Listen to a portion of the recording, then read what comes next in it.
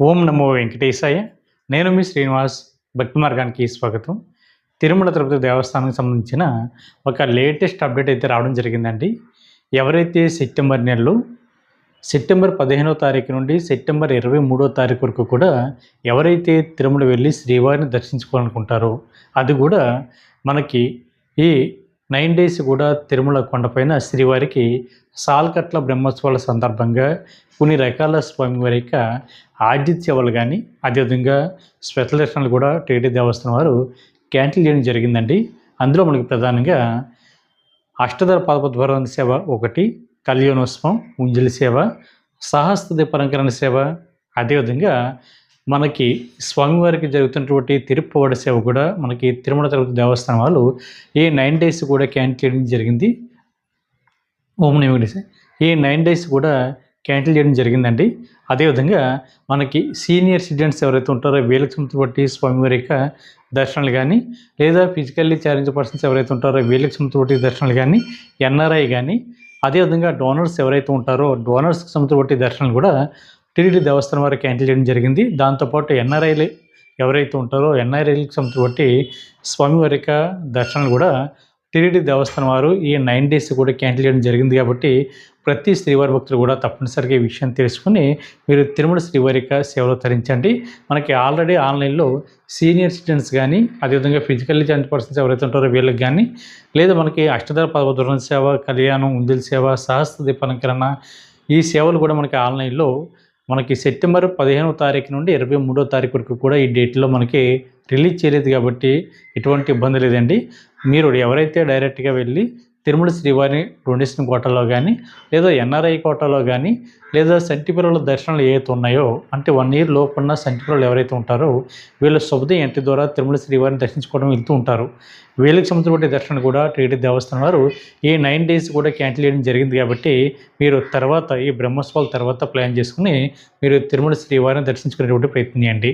అదేవిధంగా మనకి ఆగస్టు 1వ తారీఖు నుండి ఆగస్టు 30వ తారీఖు వరకు కూడా శ్రీవారి ఆలయానికి పక్కనే ఉన్నటువంటి శ్రీవారి పుష్కరిని కూడా మనకి టెంపరీగా క్లోజ్ చేయడం జరిగిందండి. ఇది మళ్ళీ ఎప్పుడు ఓపెన్ చేస్తారంటే మనకి సెప్టెంబర్ 1వ తారీఖు నుండి సెప్టెంబర్ 10వ తారీఖు వరకు కూడా ఈ పుష్కరిని క్లోజ్ అయి ఉంటుంది. అదేవిధంగా ఈ పుష్కరినికి ఇచ్చేటువంటి హారతి కూడా మనకి టెంపరీగా మనకి ఆపడం జరిగిందండి. ఇది మనకి సెప్టెంబర్ 10వ తారీఖు తర్వాత ఈ శ్రీవారి యొక్క పుష్కరిని అయితే ఓపెన్ చేయడం జరుగుతుంది.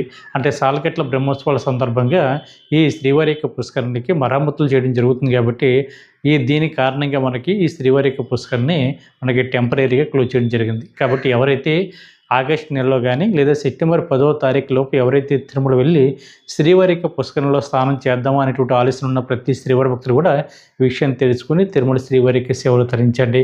అదేవిధంగా మనకి రీసెంట్గా టోకెన్కి సంబంధించిన టైమ్స్ కూడా మనకి మారుతూ ఉన్నాయండి. మనకి ఎటువంటి దర్శన టికెట్ లేకుండా తిరుపతి వెళ్ళి శ్రీవారి భక్తులు ఎవరైతే ఉంటారో మనకి తిరుపతిలో ప్రధానంగా 3 ప్లేసుల్లో టోకెన్స్ అయితే ఇవ్వడం జరుగుతుంది. ఇది మీ అందరికీ తెలిసిందే. ఒకటి తిరుపతి రైల్వే స్టేషన్కి దగ్గరలో ఉన్న విష్ణునివాసం, అంటే మీరు 1వ నెంబర్ ప్లాట్ఫామ్ ఇచ్చి బయటకు వచ్చిన తర్వాత విష్ణునివాసానికి దగ్గరలోనే ఉంటుందండి రైల్వే స్టేషన్ కూడా. అంటే రైల్వే స్టేషన్కి ఆపోజిట్లో విష్ణునివాసం ఉంటుంది. అక్కడ మనకి ప్రతిరోజు కూడా స్వామివారి యొక్క ఎస్ఎస్డి టోకెన్స్ అయితే ఇవ్వడం జరుగుతుంది. అంటే స్లాటెడ్ సర్వదర్శన టోకెన్స్. ఎవరికైతే దర్శన టికెట్ లేదో వీళ్ళందరూ కూడా స్వామివారిని తొందరగా దర్శించుకోవాలి అనుకున్న వాళ్ళు ఈ టోకెన్ తీసుకుని తిరుమల శ్రీవారిని దర్శించుకోవడానికి అయితే వెళ్తూ ఉంటారు. దీనికోసం మీకు ఆధార్ కార్డు తప్పనిసరిగా ఉండాలండి. అంటే మీకు కూడా ఒరిజినల్ ఆధార్ కార్డు తీసుకెళ్ళకపోయినా పర్వాలేదండి, జిరాక్స్ కాపీ ఉన్నా కూడా మీకు టోకెన్ అయితే ఇవ్వడం జరుగుతుంది. టోకెన్ కోసం 12 సంవత్సరాల లోపు ఉన్న పిల్లలకి టోకెన్ అయితే అవసరం లేదండి. మిగిలిన వాళ్ళందరూ కూడా తప్పనిసరిగా లైన్లో నిల్చుని ఖచ్చితంగా టోకెన్ తీసుకోవాలి. అంటే టోకెన్ ద్వారా ఎవరైతే దర్శనం చేసుకోవాలనుకుంటున్నారో మీరు మాత్రమే. అదేవిధంగా మనకి 2వ ప్లేసు తిరుపతి బస్టాండ్కి దగ్గరలో ఉన్న శ్రీనివాసం. అక్కడ కూడా మనకి స్వామివారి యొక్క ఎస్ఎస్డి టోకెన్స్ అయితే ఇవ్వడం జరుగుతుంది. అక్కడ కూడా మీకు ఆధార్ కార్డుని చూపించి ప్రతి ఒక్కరు కూడా తప్పనిసరిగా లైన్లో నిల్చొని టోకెన్ తీసుకోవాలండి.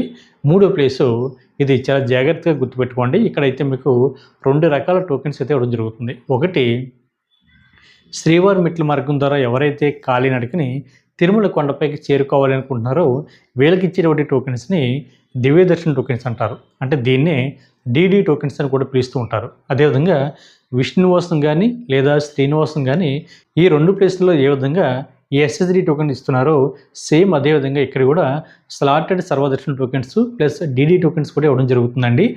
కాకపోతే మీరు శ్రీవారి మెట్ల మార్గం ద్వారా వెళ్ళేవాళ్ళు ఖచ్చితంగా డీడీ టోకెన్ తీసుకుని తిరుమల శ్రీవారి మెట్ల మార్గం ద్వారా వెళ్తున్నప్పుడు మార్గం మధ్యలో 1200 మెట్టు దగ్గర ఈ టోకెన్ అయితే ఖచ్చితంగా స్కాన్ చేయించాలి.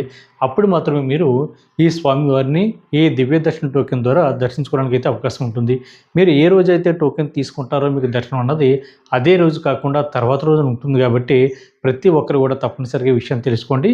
మనకి బుధవారం రోజున టోకెన్స్ అయితే ఇవ్వడం లేదండి. అంటే గురువారం దర్శనానికి బుధవారం టోకెన్స్ అయితే ఇష్యూ చేయడం లేదు. మీరు శుక్రవారం దర్శనానికి గురువారం అయితే టోకెన్స్ అయితే ఇవ్వడం జరుగుతుంది కాబట్టి శ్రీవారి భక్తుల విషయం కూడా తెలుసుకోండి. అదేవిధంగా మీ దగ్గర దర్శన టికెట్ ఉన్నా లేకపోయినా సరే, అంటే మీ దగ్గర టోకెన్ ఉన్నా లేకపోయినా సరే, మీరు అలిపిరి మెట్ల మార్గం ద్వారా కానీ లేదా శ్రీవారి మెట్ల మార్గం ద్వారా కానీ తిరుమల కొండపైకి చేరుకోవడానికి అయితే అవకాశం ఉంటుంది. అదేవిధంగా మీ దగ్గర ఎటువంటి దర్శన టికెట్ లేకపోయినా సరే మీరు నేరుగా తిరుమల కొండపైకి వెళ్ళి సర్వదర్శనం ద్వారా, అంటే ఫ్రీ దర్శనం ద్వారా లేదా ధర్మదర్శనం ద్వారా తిరుమల శ్రీవారిని అయితే మీరు దర్శించుకోవడానికి అయితే అవకాశం ఉంటుందండి. కాకపోతే మనకి సమయం అన్నది కొంచెం ఎక్కువగా పడడానికి అయితే అవకాశం ఉంటుంది. అంటే రోజుకి ఒకలాగా టైం అయితే మనకు ఉంటుందండి. ఒక్కోసారి 10 గంటలు పట్టొచ్చు, ఒక్కోసారి 15 గంటలు, 20 గంటలు, 24 గంటలు కూడా పట్టడానికి అయితే అవకాశం ఉంటుంది. టోకెన్ తీసుకున్న వాళ్ళకైతే 5 గంటలు కానీ, 6 గంటలు కానీ, 4 గంటలు కానీ, 8 గంటలు కానీ టైం అయితే పడుతుందండి. ఎందుకంటే వీళ్ళకి దర్శనం అన్నది టోకెన్ ఏ రోజు అయితే తీసుకుంటారో ఆ రోజు కాకుండా తర్వాత రోజున వీళ్ళకి స్వామివారికి దర్శనం అయితే ఉంటుంది. కాబట్టి ప్రతి ఒక్కరు కూడా ఈ విషయం పెట్టుకోండి. అదేవిధంగా మీకు అకామిడేషన్ అన్నది తిరుమల కొండపైన సిఆర్ఓ ఆఫీస్ దగ్గర ఇవ్వడం జరుగుతుందండి. ఇక్కడ మీకు ఆధార్ కార్డు, మొబైల్ నెంబర్ తోటి సిఆర్ఓ ఆఫీస్ దగ్గర కింద గ్రౌండ్ ఫ్లోర్లో లైన్లో నుంచుని మీరైతే ముందుగా రూమ్ కోసం అయితే రిజిస్ట్రేషన్ చేసుకోవాలి. చేసుకున్న తర్వాత 2 గంటల నుండి 3 గంటల పైనే మీరు ఇచ్చినటువంటి మొబైల్ నెంబర్కి రూము ఎక్కడ వచ్చింది అనేటువంటి ఇన్ఫర్మేషను మీరు ఇచ్చినటువంటి మొబైల్ నెంబర్కి అయితే ఎస్ఎంఎస్ అయితే రావడం జరుగుతుందండి. ఈ ఎస్ఎంఎస్లో మీకు చాలా క్లియర్గా డీటెయిల్స్ ఉంటాయి. మీరు అక్కడ ఉన్నటువంటి సబ్ ఎంక్వైరీ ఆఫీస్కి వెళ్ళి అక్కడ అమౌంట్ అన్నది మీరు ఆన్లైన్లో పే చేయాలి. అంటే యూపీఐ ద్వారా కానీ, అంటే గూగుల్ పే కానీ, ఫోన్పే కానీ, ఇంటర్నెట్ బ్యాంకింగ్ కానీ, క్రెడిట్ కార్డు, డెబిట్ కార్డు ద్వారా మీరు అమౌంట్ అన్నది ఆన్లైన్లో పే చేసిన తర్వాత మీకు రూమ్ తాళాలు అయితే మీకు ఇవ్వడం జరుగుతుంది.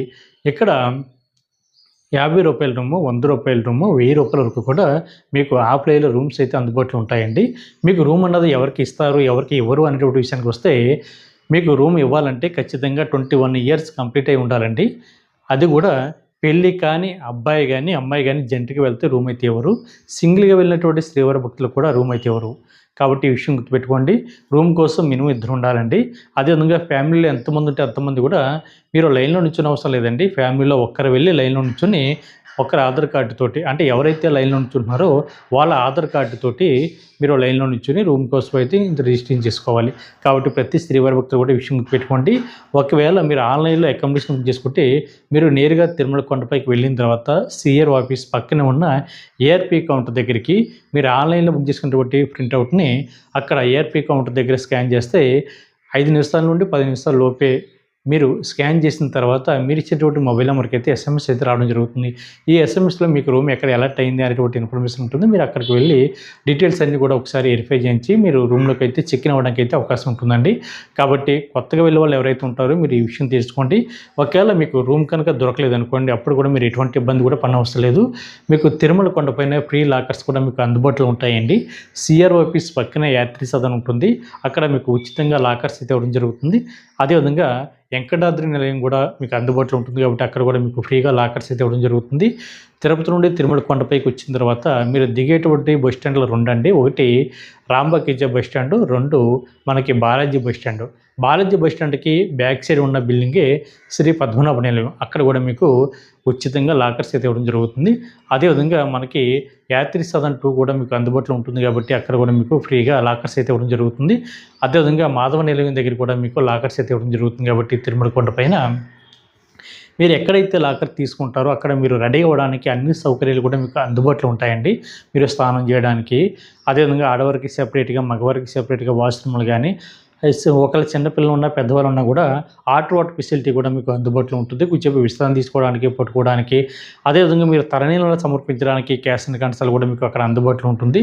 అదేవిధంగా మీరు కొంచెంసేపు విశ్రాంతి తీసుకున్న తర్వాత మీరు బయటకు వచ్చిన తర్వాత స్వామివారికి అన్నప్రసాదం కూడా మీకు అక్కడే అందుబాటులో ఉంటుంది. కాబట్టి ప్రతి ఒక్కరు కూడా ఎవరైతే దర్శన టికెట్ కానీ లేదా అకామిడేషన్ కానీ లేకుండా తిరుపతి వెళ్తున్నారో మీరందరూ కూడా తప్పనిసరిగా ఈ విషయాలన్నీ తెలుసుకుని తిరుమల శ్రీవారికి సేవ తరించండి.